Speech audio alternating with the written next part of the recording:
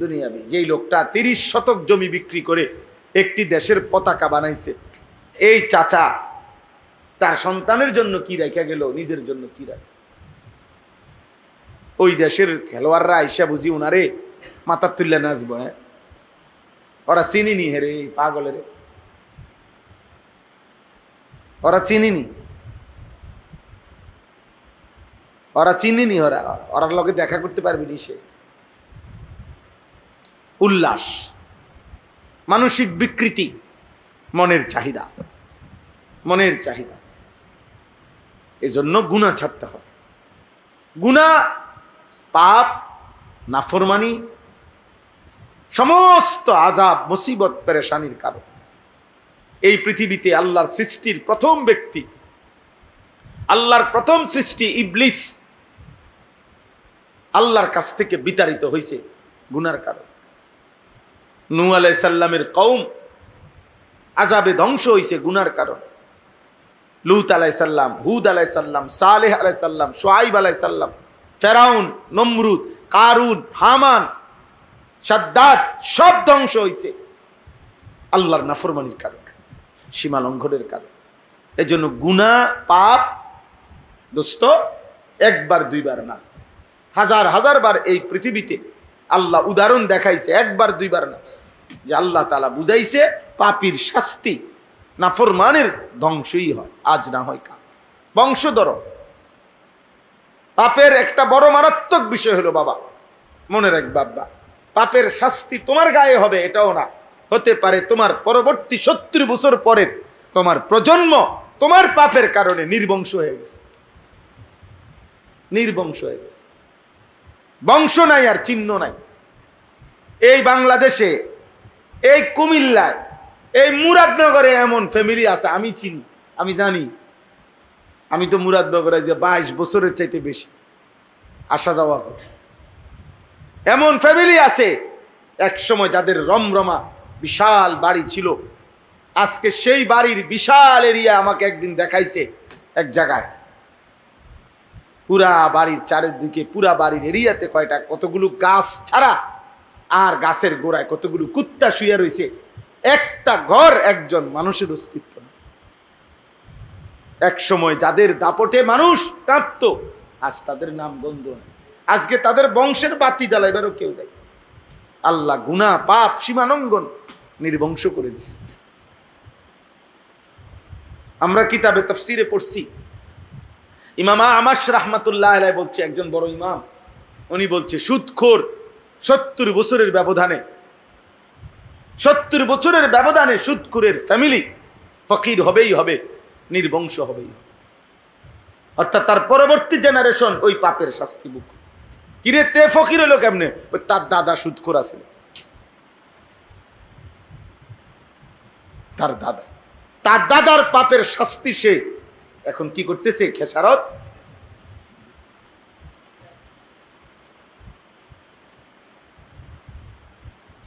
একটা বাংলা ভাষার কবিতা আছে, গান আছে, এক পুরুষে যোগায় ধন, এক পুরুষে খায়, আরেক পুরুষ আইসা দেখে খাওয়ার কিছু নাই, আমার 3 পুরুষ।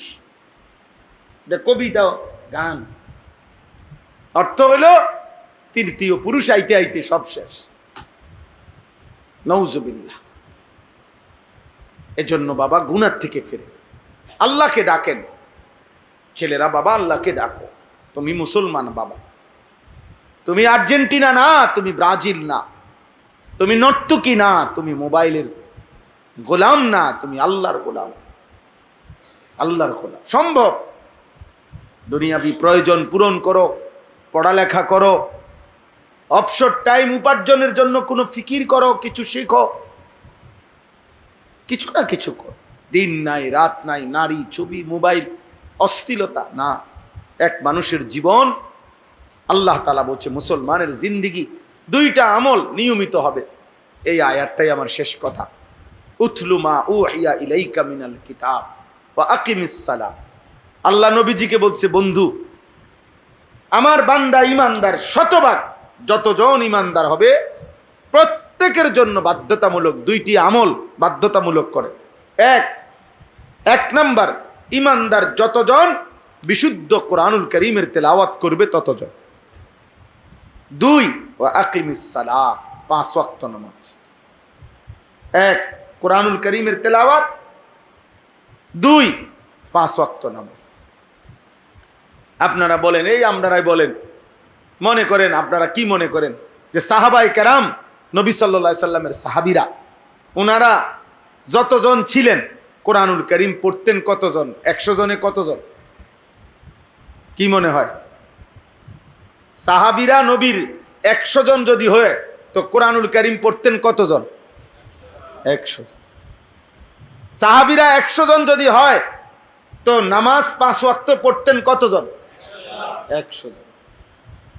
এই জন্য আল্লাহ তাআলা দুনিয়াতেও তাদেরকে বিজয় দিছে, আখিরাতের জন্য আল্লাহ নিজ জবানে তাদের জন্য রাদিয়াল্লাহু আনহুম ওয়া রাদু আন, আল্লাহ বলছে আমি দুনিয়ায় থাকতে ঘোষণা দিলাম, বন্ধু আপনার সাহাবীদের উপরে আমিও খুশি, ওরাও আমার উপরে খুশি, ওরাও আমার উপরে খুশি। কোরআনুল কারীমের বিশুদ্ধ তেলাওয়াত, কোরআন পড়বে সবাই, নামাজ পড়বে সবাই, নামাজ পড়বে সবাই। এই বুড়া মানুষেরও যাদের কোরআন শরীফ অশুদ্ধ, এদের জিন্দেগি এখনো সুন্দর হয় না। আপনি দেখেন এখনো বিড়ি খায়, হ্যাঁ, এখনো চা দোকানে বইয়া টেলিভিশন চায়, এখনো কথায় কথায় গালি দেয়, এখনো কিস্তির টাকা টোকায়, এখনো পর্দা পুশিদা মানে না, এখনো বাড়িঘরের মধ্যে খাট বানাইছে, সোফা বানাইছে, ফার্নিচার বানাইছে, কিন্তু মহিলা কদ্দুর পর্দার ভিতরে গোসল করব এই পরিবেশ করে নাই, এটার সময়, এটার টাকা নাই। বেড়ি বেড়ি বাড়ির পুকুরের পারে রাস্তার ধারে গোসল করে, বুঝেন না কথা? কলিজার মধ্যে আখিরাত আসে না, কারণ এই 2 আমল সুন্দর হয় নাই।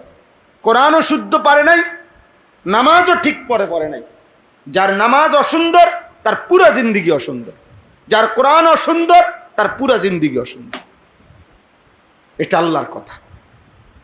ইন্নাস সালাতা তানহা আনিল ফাহশাই ওয়াল মুনকার, আল্লাহ বলে নিশ্চয়ই নামাজ সমস্ত অশ্লীলতা, বেহায়াপনা, পাপ, গুনাহ সবকিছুর থেকে বিরত রাখবে, কিন্তু শর্ত হইল দোনোটাই সহি শুদ্ধ হইতে হবে।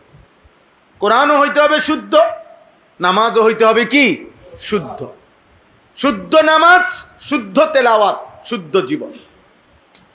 বিশুদ্ধ তেলাওয়াত, বিশুদ্ধ নামাজ, বিশুদ্ধ কি? জীবন, বিশুদ্ধ জীবন।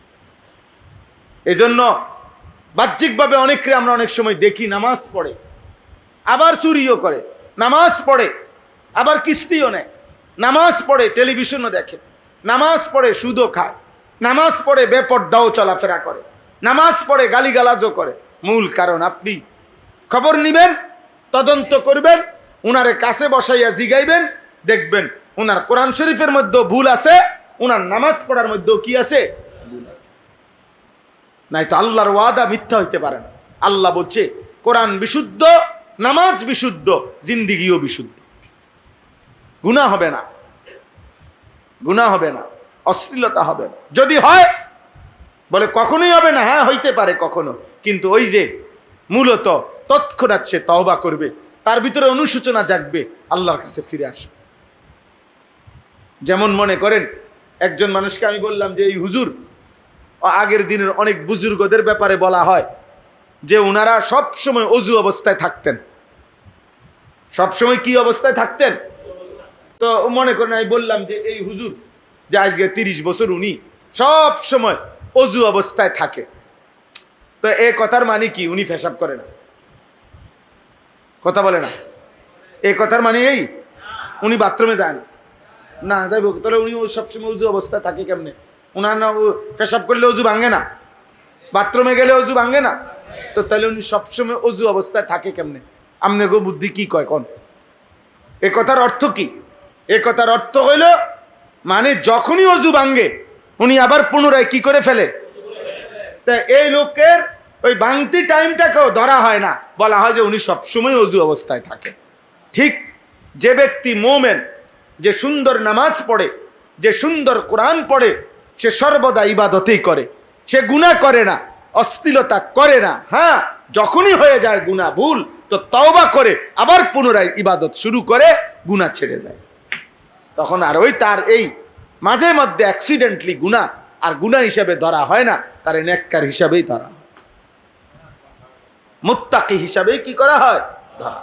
এজন্য বাবা এই আয়াত আমি পড়ছি আমাদের ইসলাম, আমাদের সংশোধনের জন্য। এই জনকল্যাণ মানে মানুষের কল্যাণ, জন মানে মানুষ, মানব কল্যাণ একই কথা। জনকল্যাণ, জনগোষ্ঠী মানুষ আর কি। আল্লাহ তাআলা বলছে কোরআনে মানুষের কল্যাণ, জনগণের কল্যাণ। ওই আব্বা, ওইখানে একটা ছাগল গিয়া উঠাও বাবা, ওই রাস্তায় একটা ছাগল যাইয়া উঠাও, যাও আব্বা, যাও যাও যাও, বাইরে থেকে বেটা, অপদার্থ কোথাকার।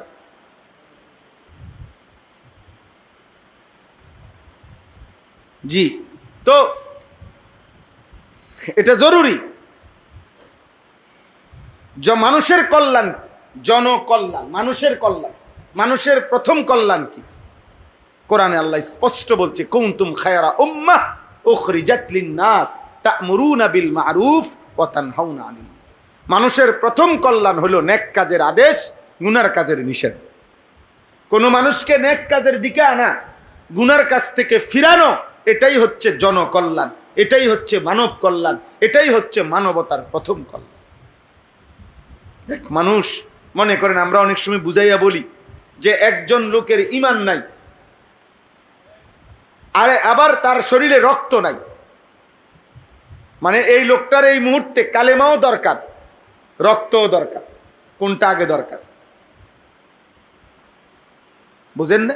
কোনটা আগে দরকার? ঈমান আগে দরকার না রক্ত আগে দরকার? ঈমান আগে দরকার। কারণ রক্তের অভাবে তার মৃত্যু হবে, ঈমানের অভাবে জাহান্নাম হবে। রক্তের অভাবে সর্বোচ্চ কি হবে, কিন্তু ঈমানের অভাবে কি হবে? জাহান্নাম হবে, জাহান্নাম হবে।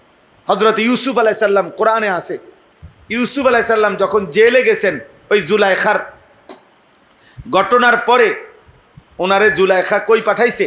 জেলখানায়। ইউসুফ আলাইহিস সালাম জেলখানার মধ্যে 9 বছর জেল খাটছে চরিত্রের পবিত্রতার জন্য। তো তখন জেলখানার মধ্যে ওনার সাথে আরো 2 জন অপরাধী এক সেলে থাকতো জেলখানায়। তো ওই 2 জন অপরাধী রাষ্ট্রের, রাজার, বাদশার দরবারের খাদেম ছিল। ওরা এই জেলে কোনো পাপের কারণে, অপরাধের কারণে ওদেরকেও জেল দেওয়া হয়েছিল।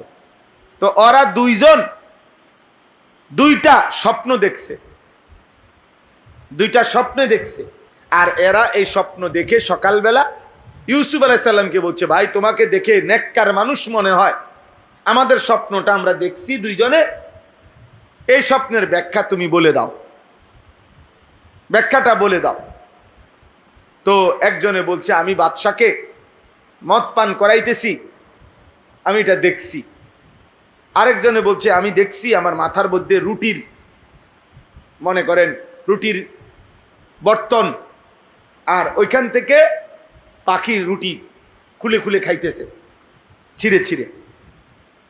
তো ইউসুফ আলাইহিস সালাম তাদেরকে স্বপ্নের ব্যাখ্যা বলছে, কিন্তু কোরআনে আছে এই ব্যাখ্যা বলার আগে ইউসুফ আলাইহিস সালাম প্রথম তাদেরকে বলছে, এখানে এই 2 জনের একজনের স্বপ্নের ব্যাখ্যা হলো সে জেলখানার থেকে মুক্তি পাবে আর বাদশা তাকে হত্যা করবে। বুঝেন নাই? তো এটা হলো স্বপ্নের কি ব্যাখ্যা। কিন্তু এইটা বলার আগে, স্বপ্নের ব্যাখ্যা বলার আগে কোরআনে আছে লম্বা, ইউসুফ আলাইহিস সালাম প্রথম আগে তাদেরকে দীর্ঘক্ষণ ঈমানের দাওয়াত দিছে, কালিমার দাওয়াত দিছে। আগে বলছে, বাবা এটাকে বুঝতে চেষ্টা করো, আরবাবুম মুতাফাররিকুনা খায়র আমিল্লাহুল ওয়াহিদুল কাহ্হার। অনেক খোদা মানা উত্তম নাকি এক আল্লাহকে মানা উত্তম, এটা বলো। মানে আল্লাহকে চিনাইতে চেষ্টা করছে, আল্লাহর দাওয়াত, ঈমানের দাওয়াত দিয়ে অনেকক্ষণ, এরপরে স্বপ্নের ব্যাখ্যা বলছে। তাহলে বোঝা গেল তার জীবনের চাইতে তার ঈমানের কি বেশি? দাম বেশি। ঈমানের দাম বেশি, ঈমানের দাম বেশি। আমি এই সূরা পড়ছি, সূরা আনকাবুতের 45 নম্বর আয়াত। এই কথা আল্লাহ তাআলা বলছেন, হে নবী আপনি যে আপনার অনুসারী হবে আপনি তাকে দুইটা আমল করাবেন, এক বিশুদ্ধ কোরআন, দুই 5 ওয়াক্ত নামাজ।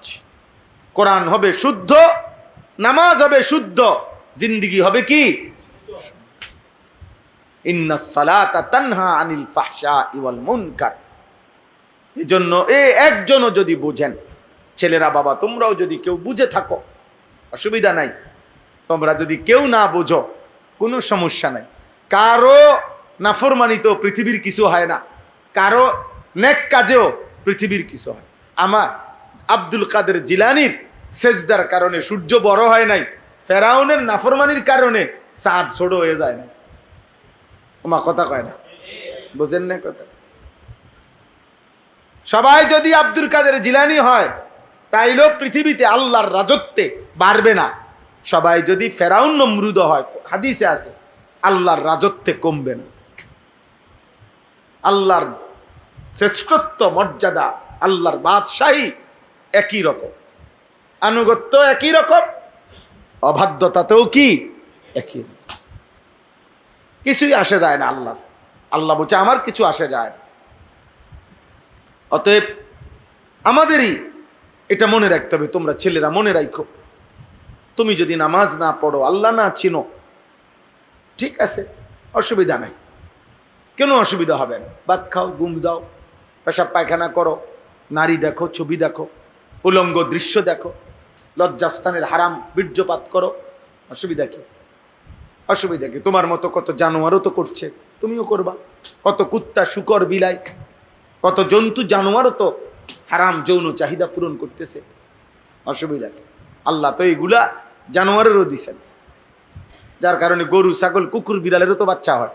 তো তাদের যদি যৌন চাহিদা পূরণ না হইতো তো বাচ্চা হয় কেমন? বাচ্চা হয় কেমন? অতএব এটা কোনো বিষয় না। বিষয় হলো ইবাদত, বিষয় হলো বন্দিগি, বিষয় হলো আল্লাহকে চিনা, আল্লাহকে চিনা।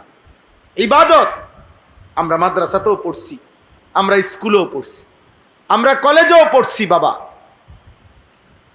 এজন্য বললাম, দয়া করে যে কয়জন বাবা ভাই আছো সবার কাছে কথা এটাই, আল্লাহর ওয়াদা এটা, যে নামাজ পড়বা, কোরআন পড়বা।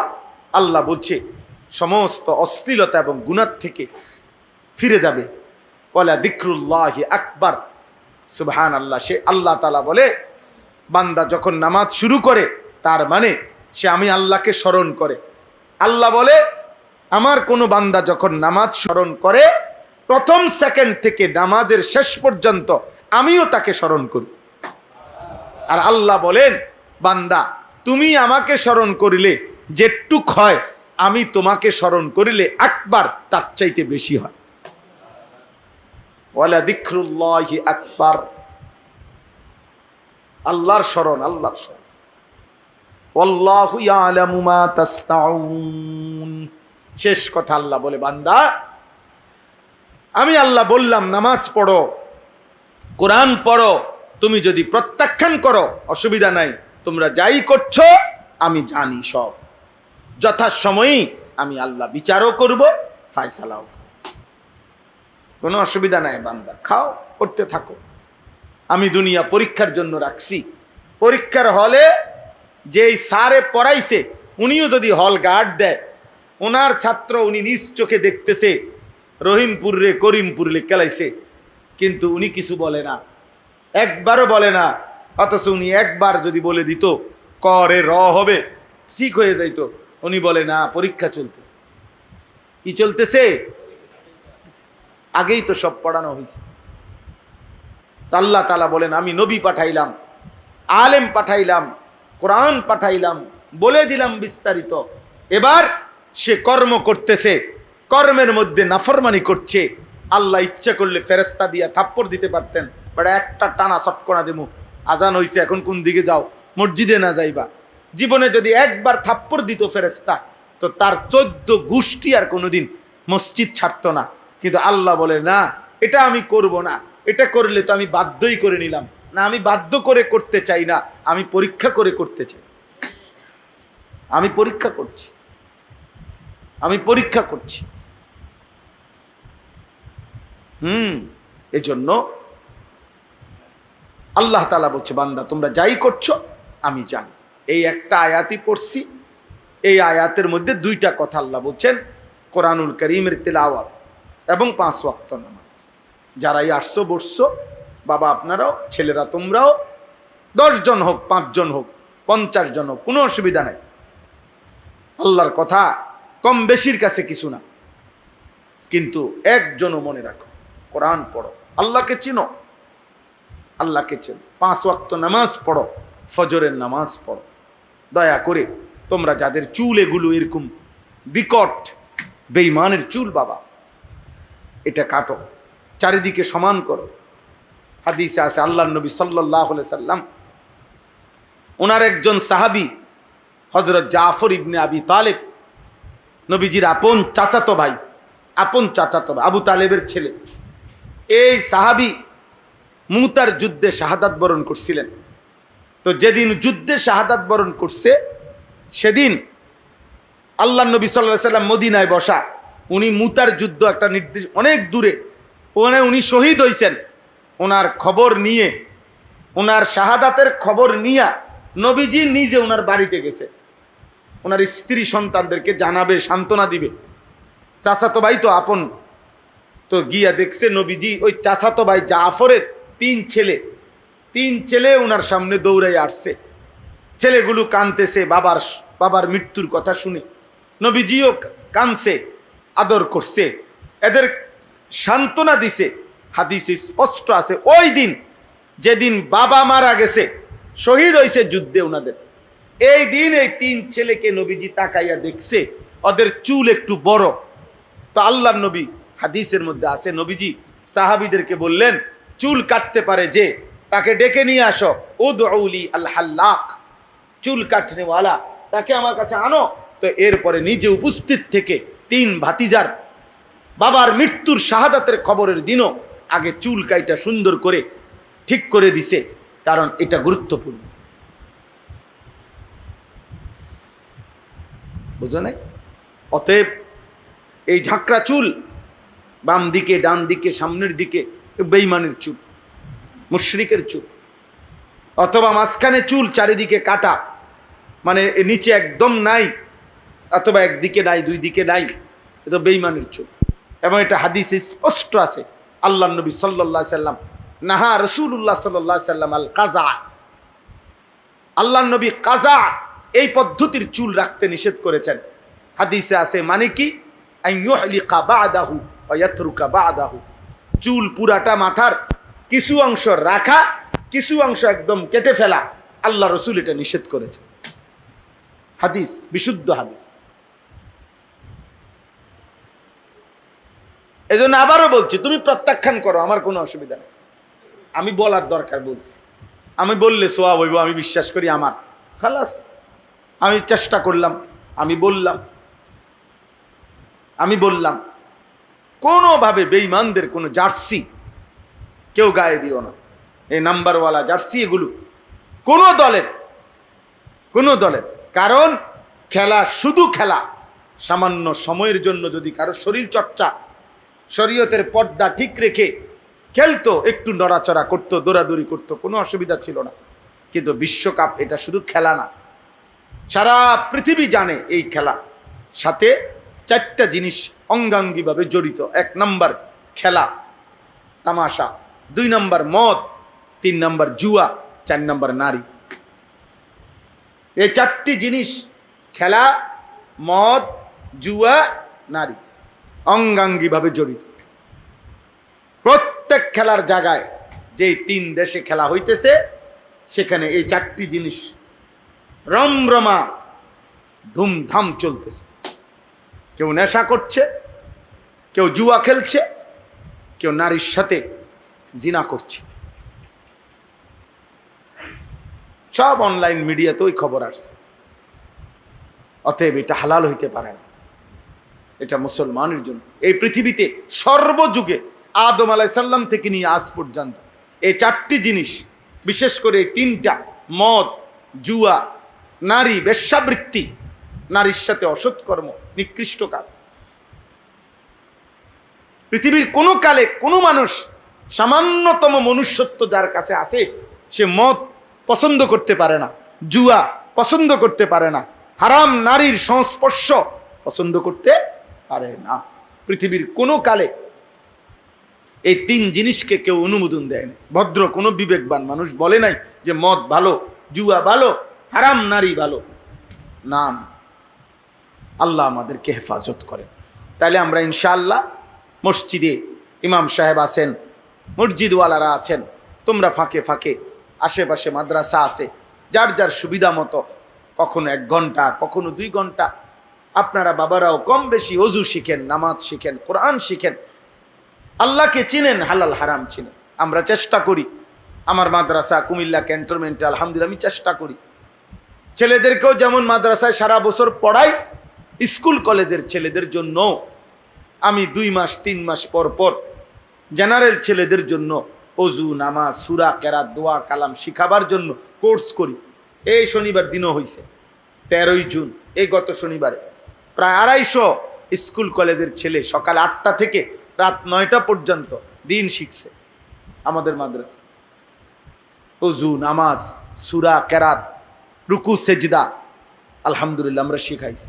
গত বছর আমরা প্রায় 1300-1400-র উপরে ছেলে স্কুল কলেজে আমরা ওযু নামাজ শিখাইছি আলহামদুলিল্লাহ। মনে রাখো বাবা, শেষ কথা হলো তোমরা একটা জিনিস মনে আমি প্রত্যেক দিন বলি, এই যারা মনে করো নারী, ছবি, মোবাইল, অশ্লীল উলঙ্গ দৃশ্য, নামাজ নাই, সেজদা নাই, ফজর নাই, দিন শরীয়ত নাই, সারাক্ষণ নষ্টামি আর নোংরামি করে মনে করো এটা ভাইব না যে পুরা সমাজ তোমাদের মতো ভাইসা গেছে। না, মনে রাখো তোমাদের বয়সী লক্ষ লক্ষ যুবক ছেলে আলহামদুলিল্লাহ প্রতিদিন স্কুল কলেজে পড়ে। এমন ছেলেও আমাদের মহব্বত করে যারা রাত্রিবেলা তাহাজ্জুদে সেজদা করে, 5 ওয়াক্ত নামাজ মসজিদের জামাতে পড়ে আলহামদুলিল্লাহ। তোমাকেও যদি কারো দেখতে মন চায় আমার লগে যোগাযোগ করে, আমি দেখাবো ইনশাআল্লাহ। কোটিপতির, হ্যাঁ কোটি কোটি টাকার সম্পদশালী ব্যক্তির সন্তানও নামাজ পড়ে, হালাল হারাম মেনে চলে, চোখ নামায়া চলে। সব নষ্ট হয়ে গেছে এমন না, সব সিটার বাটফার হয়ে গেছে বিষয়টা কি না, এখনো ইমানদার আছে, এখনো জোনাক জ্বলে, এখনো মিটি মিটি আলো জ্বলে, এখনো চাঁদ ওঠে, এখনো রোদ ওঠে, এখনো সূর্য হাসে, এখনো পৃথিবী আছে। এই জন্য আলহামদুলিল্লাহ শেষ পর্যন্ত ইমানদারি টিকবে, শেষ পর্যন্ত নেককারী কি টিকবে। যুগে যুগে প্রতিবারই নাফরমান কি হয়, ধ্বংস। প্রতিবার ধ্বংস হয়েছে কে? নূহ আলাইহিস সালামের অবাধ্য জাতি ধ্বংস হয়েছে, নূহ আলাইহিস সালাম টিকে ছিল। লূত আলাইহিস সালামের অবাধ্য জাতি ধ্বংস হয়েছে, লূত আলাইহিস সালাম টিকে গেছে। মূসা আলাইহিস সালাম, হুদ আলাইহিস সালাম, শুআইব আলাইহিস সালাম, এভাবে প্রত্যেক যুগে ইমানদার টিকেই থাকে, নাফরমান কি হয়ে যায়, ধ্বংস। আল্লাহ আমাদের সবাইকে কবুল করেন, আজকের এই মজলিস আল্লাহ কবুল করেন। আলহামদুলিল্লাহ রাব্বিল আলামিন। মাওলায়ে কারীম আপনি মাফ করে দেন, মেহেরবান মাওলা আপনি মাফ করে দেন, আই করিম আপনি মাফ করে দেন, ঈমান আমল দান করেন, ইজ্জত